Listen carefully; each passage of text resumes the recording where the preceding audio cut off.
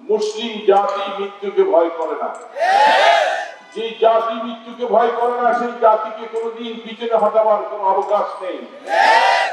আমরা দেখতে চাই 48 ঘন্টার ভিতরে ইসকনকে নিষিদ্ধ ঘোষণা করব এবং আমাদের যে ভাইকে শহীদ করেছে নির্মমভাবে অতি তাড়াতাড়ি করে তদন্ত করে তাদের সুষ্ঠু বিচারের দাবি জানাচ্ছি এবং বিশেষভাবে বিচার কার্যক্রম যদি উপেক্ষিত হয় তাহলে এই দেশের জনগণ বিচারকে নিজের হাতে নিতে বাধ্য হবে।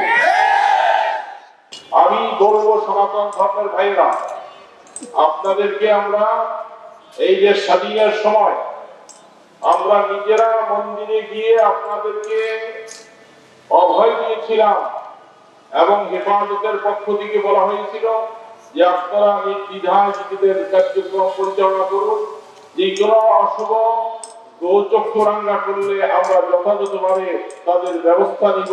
আমি নিজে মন্দিরে গিয়ে তাদেরকে অভয় দিয়ে আসছি না।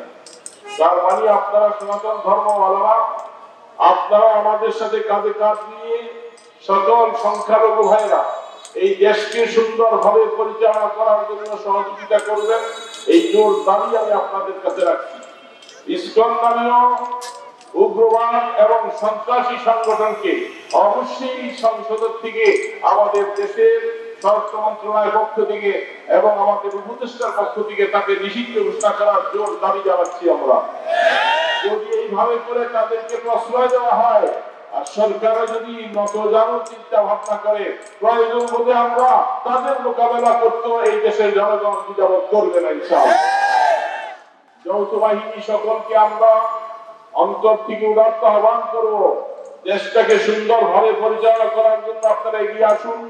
যেমনি ভাবে আপনারা 5 তারিখের পরে দেশের সার্বভৌমত্বকে রক্ষা করার জন্য আপনারা এগিয়ে আসছিলেন, ইনশাআল্লাহ আবারও আমাদের দেশটাকে সুন্দরভাবে পরিচালনা করার জন্য আপনারা এগিয়ে আসুন। এই দেশের জনগণ আপনাদেরকে সামনে রেখে আপনাদেরকে মেহেরবানি আপনাদেরকে সুন্দরভাবে তারা আপন বানিয়ে তারা আপনাদের সহযোগিতার হাত বাড়িয়ে দিবে। এই জন্য ভাইরা আমি সংক্ষেপে আপনাদের কাছে বলছি, আজকে আমরা প্রথম অবস্থায় ইসকনকে নিষিদ্ধ ঘোষণা করার দাবিতে এখানে সমবেত হয়েছি।